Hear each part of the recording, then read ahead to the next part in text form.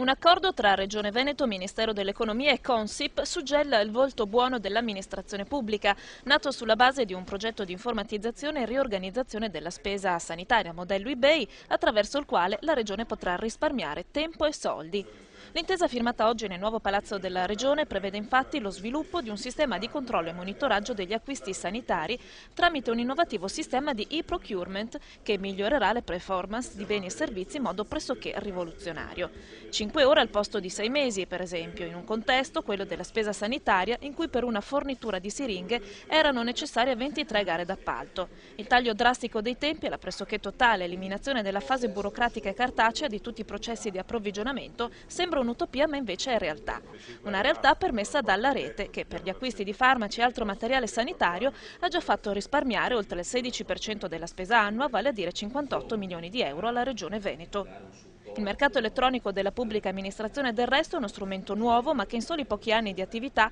ha già al suo attivo oltre 300.000 euro di flussi commerciali, 100.000 ordini che coinvolgono soprattutto economie e imprese locali, che di fatto costituiscono la stragrande maggioranza dei fornitori nel settore sanitario, ma non solo.